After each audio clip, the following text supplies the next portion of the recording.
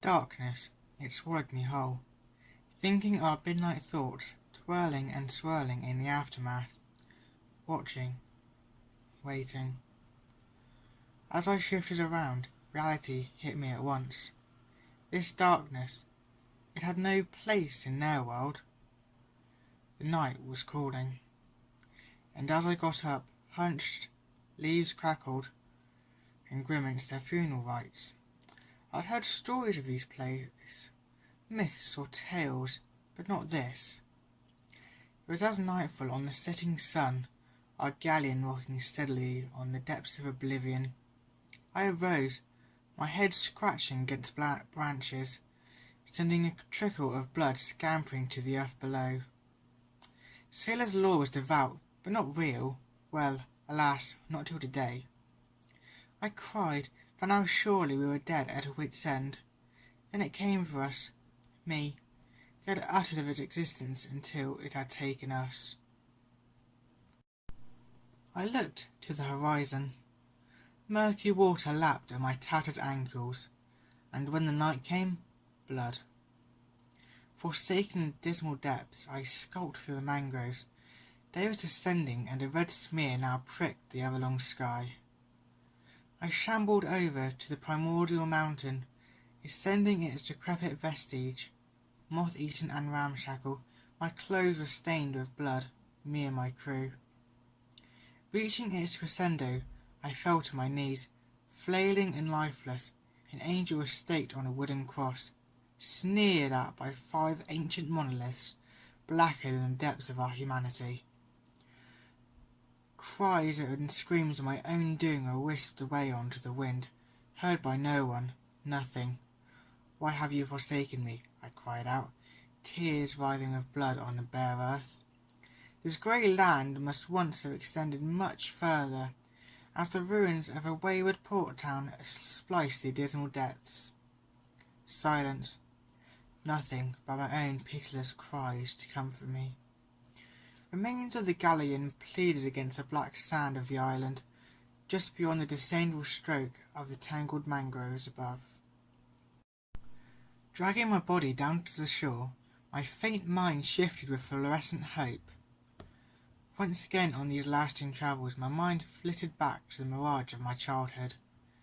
Absurd constructs of glass and steel lined the morning skies, just another myth of those irreparable times. I remember walking along those vast avenues and distant lanes. My brother, he was always there. Beyond his better judgment, we had made this fateful voyage, and it had saved us. But the world, it would never recover. By the time I came upon the wreckage of their failed aspirations, walking through the dreary bog had become second nature in a dreamless state. Reality fractured. "Brother, I will find you, and when I do..." It was at the town. Without a backward glance, my feet carried me. Hulking figures of the desecrated buildings loomed above the drenched ground. Doors hung off hinges and windows lay scattered in fragments. The decaying abodes were mere shells compared to the likeness of the life I had previously glanced over. For all my hopeless struggles humans had been through, at least these people did something. Alas, the world is old and tired, the sun barely able to awaken in the morning and set its adverse gaze upon total. I hurried into the doomed garrison. Stout and firm, a door of kings squatted relentlessly in the doorway, and for all my might I was unable to pass. To my left, a sash window was half awake, paint flaking and faded from the times of Oa. Not much force was needed to pry it loose of its decrepit flame, the scratched panes rattling upwards as I slipped through to the cold halls. As a blighted crop, my brother lay shaking uncontrollably, like before. Remains of a fire were abandoned below the mantel, the wood stacked aimlessly beside it. I placed my hand on his forehead. Cold. Scanning through his backpack, a few items dropped to the floor. A flashlight, a ribbon, and a knife. Matches. Striking one up a light, I tossed it into the fireplace. The whoosh of flames breathing up the chimney, now limp, I dragged my brother's body close to the fire, periodically checking his heart rate. Sitting awry, I flicked through his journal. Crevices crisscrossed the age-old leather, defending the creamy pages underneath. I came upon his last passage, careful not to disturb any of the notes for the fruit it may incur. Day 742. We approach land in the distance, seeking refuge from what follows our path. My crew are restless, my brother more so. I row for him at night. His mind turns afoul, a remnant of the remnant. The land is barely above water. Before, it was one of the greatest lands in the world, but alas, no more. We sail to salvation, for there are others over the radio, near what was once the spine of Chile. We are the survivors. We are the damned. So I sat there still, imagining the sound of the old world of my youth, the sound of our city, the morning birds in the endless traffic, hidden by a layer of smog. Out of the corner of my eye, movement. Brother jumped up. His ailment vanished into obscurity. We needed to stick together our fellowship, lest he become like me.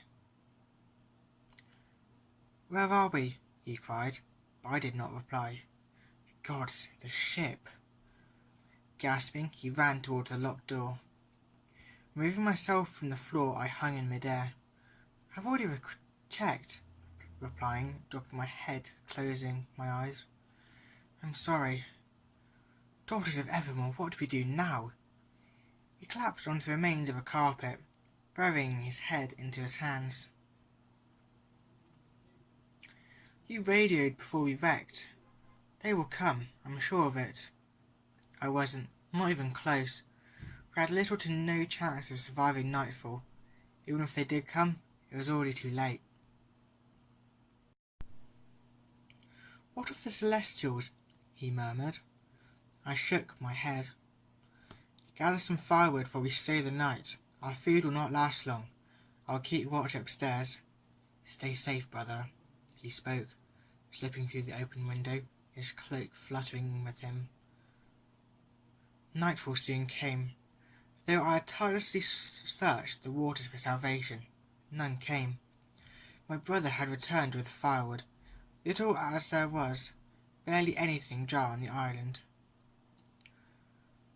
As the sun turned its gaze to these dark lands, it crept upon us once more. There was nothing more I could do to protect him. Ever since we had died with this world, all we could do was wish. Then it crept into my scarred body. Silver moonlight pierced the empty abyss. And then, blood. Writhing and screaming, it took hold of me. It wasn't of this world. No longer could I be dead and alive at the same time. A piercing beacon spread across the bay, his salvation. And as my inhuman form rose, I bid my friend farewell and ran on to the night, leaving behind all I held dear, as the shades skulked into the trail.